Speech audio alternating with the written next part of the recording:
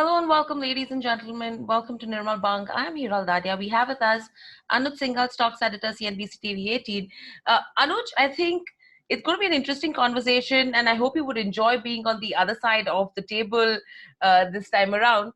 But everyone really wants to know as to how is it being number one in terms of quarantine and giving out news? Because firstly, always when we've thought of, studios, news channels, it's always been at the studio. And I don't think so anyone really expected something like this, that probably a channel could be run from home as well. Oh yes, Hiral, things change and this is the new reality. I think what we have realized is that a lot of the things perhaps could have been done just staying at home, and there was no need to perhaps choke our environment and our roads and all the infrastructure. What's happened is that obviously we have created a mini studio in a 3x3 space. I have a studio, I have a tripod, I have an iPhone, and there's a standee, as in like the similar standee that you have on your back. So I have that. So it creates the background. The camera quality of iPhone is amazing. So obviously, then you have I have a Geo fiber connection at home, so I get 100 Mbps uninterrupted speed. So all of that makes for that smooth telecast. It looks like as if almost I'm in a studio. And I have a mic, I have the earphone, everything is there. So what it's done is it's helping me save at least 1 hour in the morning, all the commute time, and in the evening it's giving me a lot of time because at 3:30 when my show is over, I am free, and from that point I can play with my kids. So that way I think it's worked. Obviously, none of us would have liked things to work out in this way, or this to be the trigger. And we all hope that this whole virus situation doesn't get out of control, and things get controlled, and for humanity's sake, things improve. But this has been the only good byproduct of this virus, which is that we've been able to work from home and work actually quite smoothly. Absolutely. And I think, Anuj, the 1 hour that you get extra in the morning, is it used to relax or is it used to actually prepare extra for markets to open up?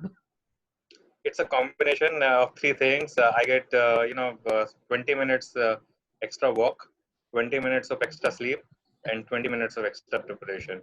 Also, here, you know what? We also save 10 minutes in makeup because the own makeup is done very fast. You just have that Mac, you just have to put it. Obviously, you know it when you go to studio, it takes time. So that also has been a bit of time saved. So, but yes, I mean, obviously, I get a little bit of extra time as far as the morning work is concerned. Right. And is it the same? Because usually when we are at the studio preparing for the markets, obviously the number of systems that we use, Reuters, Bloomberg, etc., is usage of data or availability of data a difficult point when you're working from home, or all of that gets managed? Actually, Hiral, even before this whole coronavirus issue, I have all the software. We have our own software where we get all the news, we get all the market rates and everything, and that works on my laptop even if I'm not in the office network. So that way, for me, the only thing I miss is the buzz of a newsroom, because when you're there in the newsroom and when they so that's the only thing that I miss. Otherwise, it's I mean, there's as such I don't feel any handicap apart from missing the buzz in the news. Right. So, Anuj, a lot goes around in putting up a show together and putting up the data points together, at least when we start off the day at 7 in the morning, 8 in the morning, where people are actually awaiting to hear, what it's going to look like. If you could just help us understand and viewers understand right now as well as to how is it that you prepare for markets to open? What is it that you consider? I take a lot of data points, Hiral. So I think the biggest advantage that I have when I start my morning analysis is that I anchor the closing bell show.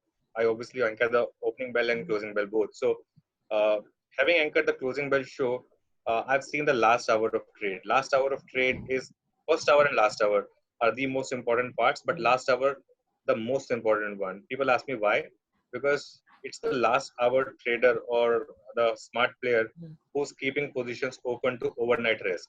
Intraday you can do anything because you can put your stop losses. Intraday if you're trading, you can put a 20 point, 30 point stop loss, 50 point stop loss, and you can take a large trade, whatever. When you're trading in the last hour and not squaring your positions and taking them home next day, you know that your stop losses have no meaning, because next day morning the market can have a 200 point gap up or 200 point Right. gap down.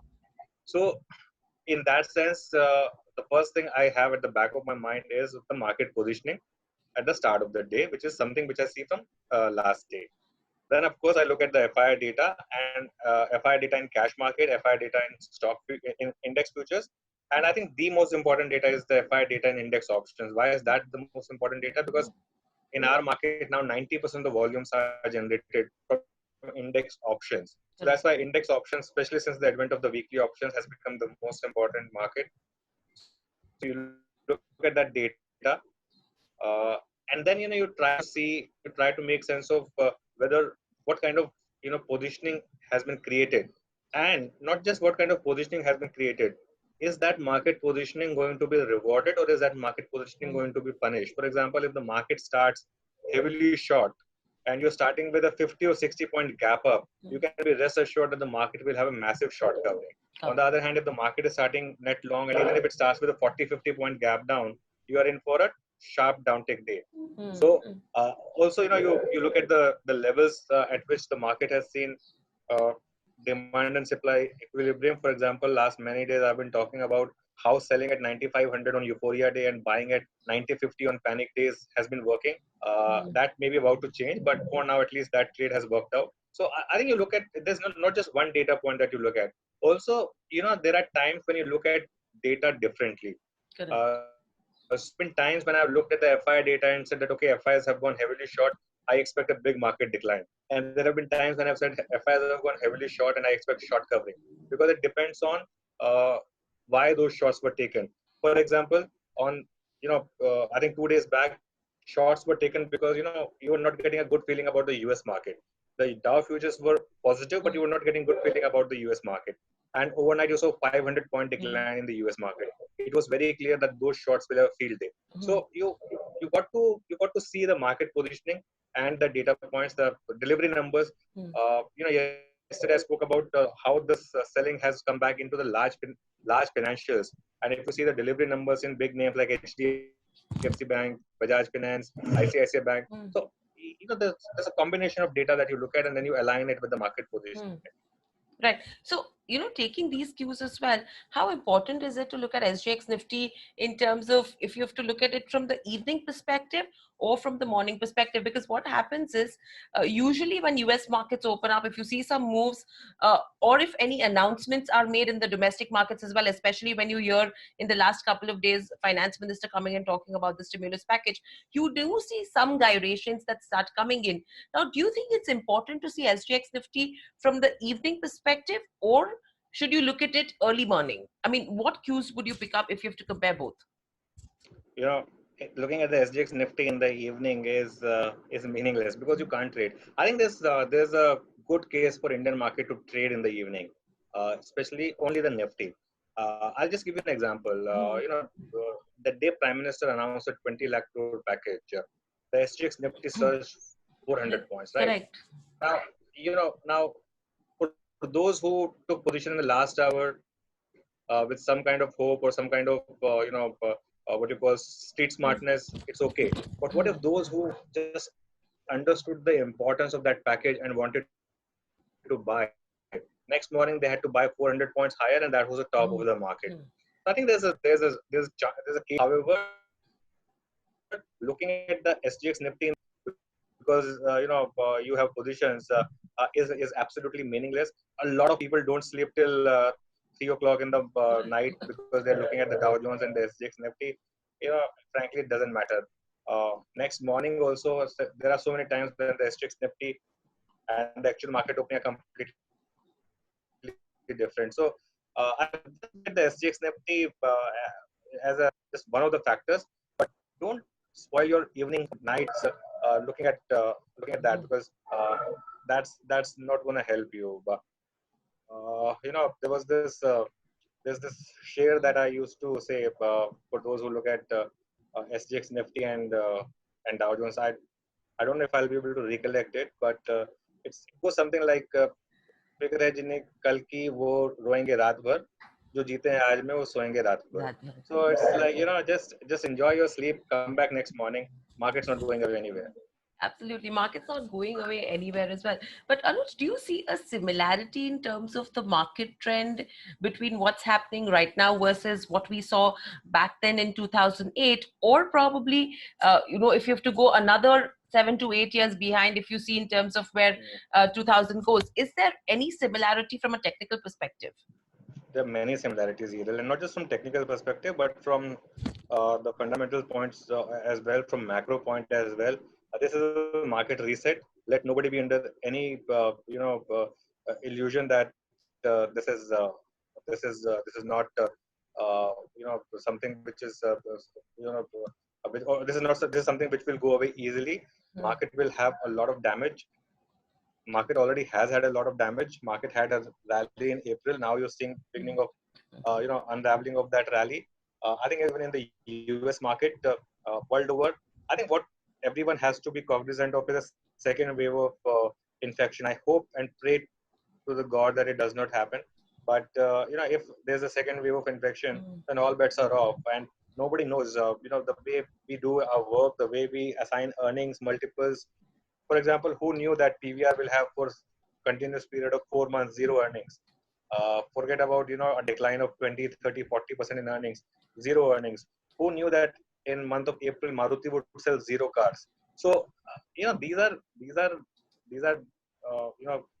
uncertain times, and the market has to reflect that. Markets multiples do go down in uncertain times, and I think the market is still not fully aligned to the reality. My sense is that both in India and globally, you need to have some kind of reset of the market. Will things get as bad as 2008? I don't know. I think in the broader market, here will be already almost gone to that point. If you ask people about their portfolios, they Correct. would tell you that their portfolios look similar to what happened post 2008 and 9. The one, in fact, I would say 2008-9 was better because 2008-9 just happened and things moved on. You had that Lehman Brothers collapse. For 6 months, the world was in disarray, and then they were bailed out, and after that, you saw that massive rally as well. This time, it's been a painstakingly slow bear market in the broader market. So, we're almost there at the 2008 levels as far as broader market is concerned. Correct. On index, do we get there or not? I have no crystal ball, so I won't guess that. But I won't be surprised if we have to go back to 7,500. Yeah, because it's just been 2 months that we are in the bear market, and probably if there is a second phase as well, I mean, there is a high possibility that 7,500 could be at risk as well. And don't you think even 7,500 then looks very optimistic? I mean, any further bottoms that you see? Yeah, right now let's just stick to 7,500, and let's just keep this as a question that whether we are going to go to 7,500 or not. I think, but Hiral, even before that, there will be a fight at 9,000, and there will be a fight at 8,700. I think this 8,700 to 9,000 is a zone which is very important. If you follow the charts and the patterns and the market sentiment, you will know that this is going to be a zone which will see a stout defense. Also, a lot will depend on US market. I think the FANG stocks are really doing their bit to keep the US market afloat. But if you scratch beneath the surface, the Russell 2000 or Russell 5,000, if you look at the broader market of the US, that's in disarray, and the US economy is in disarray. Though US will bounce back the fastest. Why I keep going back to US is because if if the US market starts to decline, all bets are off. You can do anything. Anything. But if the US market gives you a message that it's going back to its March lows, then nothing will save Indian market. Forget about any market. Correct. So how important is the CBOE VIX as well? Because last couple of days, if you go to see, there is some bit of that fear factor. I mean, the kind of moves that you see, what is that indicating? And if you have to compare India VIX as well. I think India VIX does not give us as much conviction as the US VIX. US VIX over the 2 days rallied about 28%. I think then on Thursday it cooled off a little bit. I didn't see overnight data, so I am not in a position to comment on that.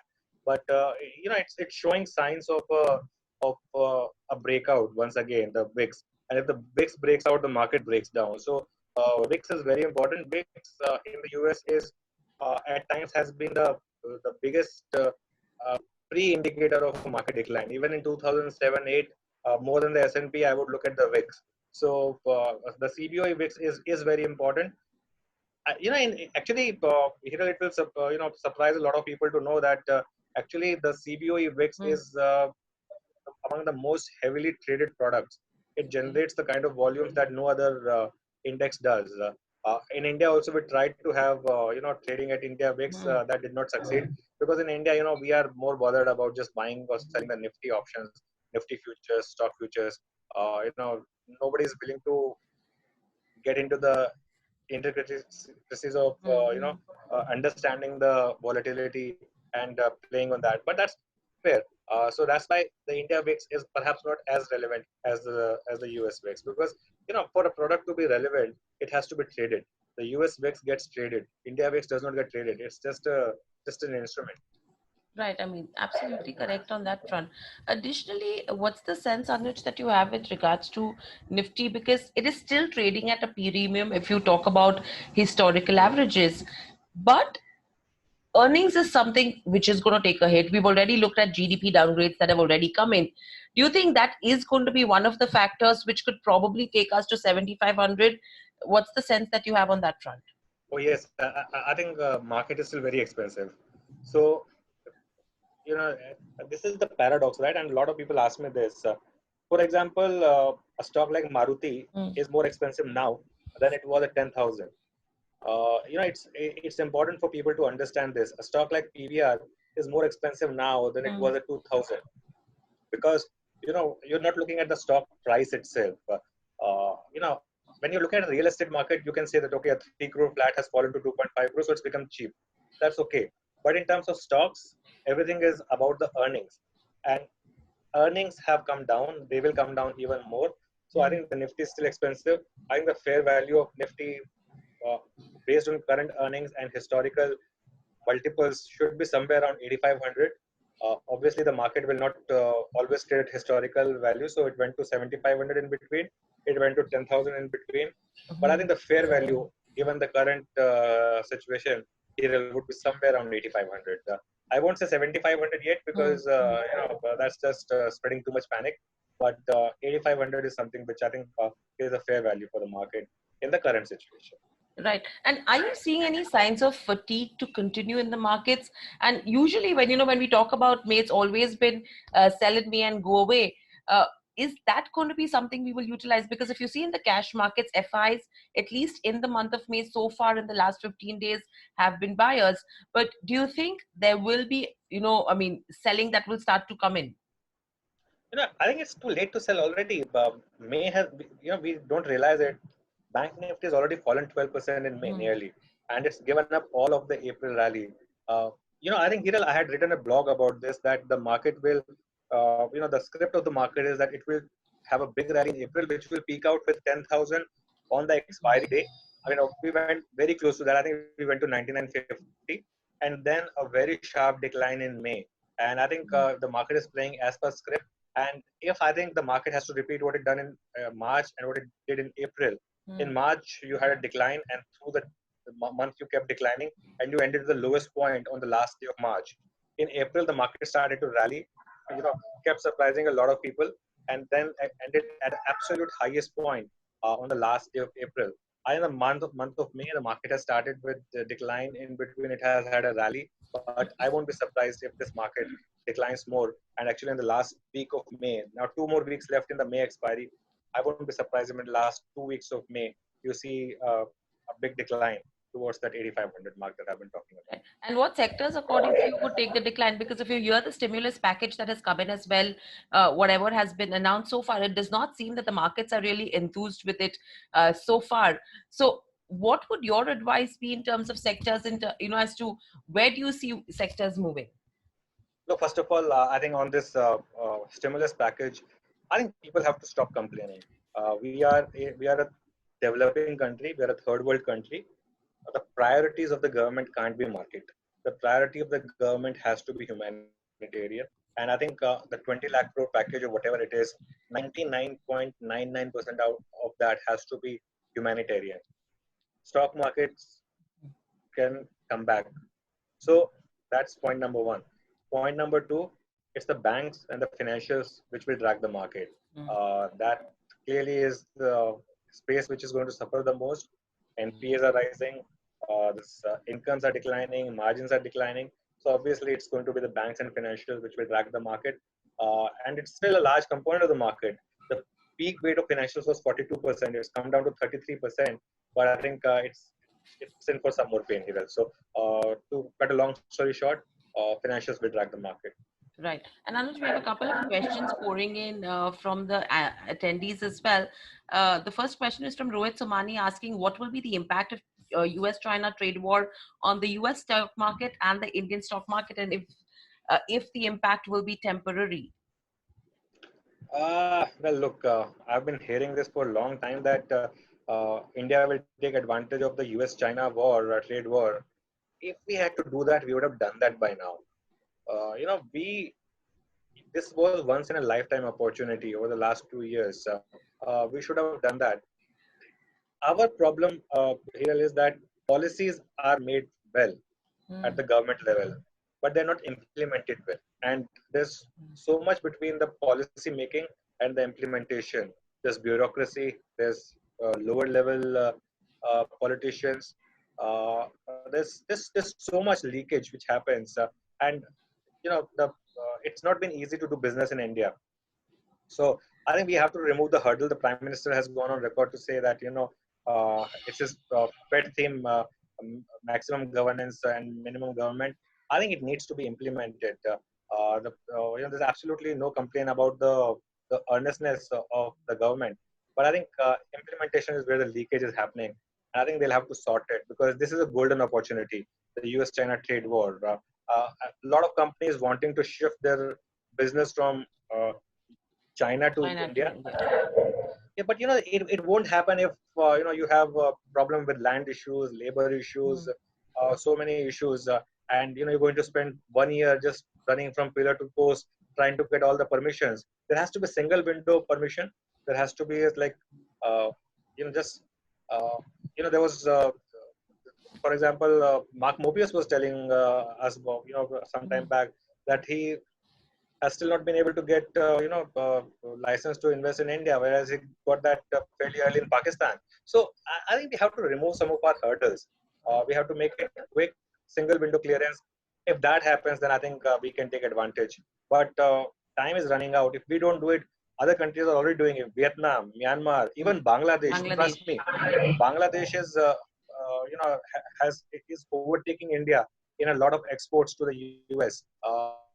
And it's a shame for us that a country as tiny as Bangladesh, and that too, which is we are world's largest democracy, and so if anyone has to take advantage, it has to be us. But we have to sort out our internal mess first. Absolutely. I mean, this is the time where India needs to start going ahead and supplementing China, at least, if not, overtaking them at this point in time. Another question, Anuj, is what will happen to sales of companies if COVID cases increase post relaxation of lockdown? Because if this happens, I think consumption is something where we were expecting that could be the first sector to recover. That will continue to take a hit, right? Let me first make things easier. It's not going to be if, it is definitely going to increase. Cases are going to increase. We have to live with it. In India, we will cross. Look, we will cross. We have already crossed China's numbers. Once people start to go back, we will cross numbers. We will cross 2 lakh, 3 lakhs. Perhaps even we will cross some of the European numbers. That's the sad reality. And the only thing is that you know the mortality rate in India is low, and the recovery rate is very high. I know a lot of people have got COVID and they've recovered. So I think people will get it and they will recover. That will be our hope. And obviously, it will lead to some near-term distortion in sales. But you know what? At the end of the day, Indian people want to consume. I'm seeing in my society, for example, there's people are still consuming. It's just that the ways of consumption have differed.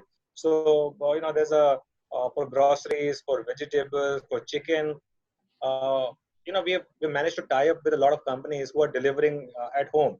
So the sales perhaps would come down a little bit, but things will ultimately go back to normal. It will take time. People will find different channels of organizing it, but it will go back to normal. It will just take some time, perhaps 6 months, 9 months, 1 year, but things will be back to normal.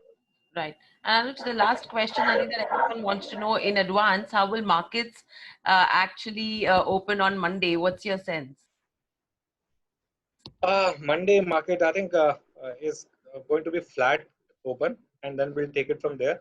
I think 90-50 is the level which you remember that the stimulus day low and yesterday's low are No, both correct. similar. I think just take your sacrosanct number, and if you start to break that, then I think you are headed towards 8,700. But if you somehow defend it, and also, I don't know what the finance minister has to say today and tomorrow. I think there are two more press conferences which are lined up. Correct. Can that be a game changer? We'll find out. Hmm. But as of now, there's one thing that I keep saying to everyone: it is meaningless to explain the market moves. A lot of time is spent and wasted in trying to predict and in trying to explain the market. Hmm. What you got to do is you just do what the market is telling you, and you make a lot of money. I give this as an example here, that you treat the market like you would treat your girlfriend. It's you keep her happy and she will keep you happy. If you try to figure out why is there so many mood swings and all these things, then I think you are in for trouble. But if you are just respecting what the market is telling you and just doing what the market is telling you, I think the market will do the rest for you.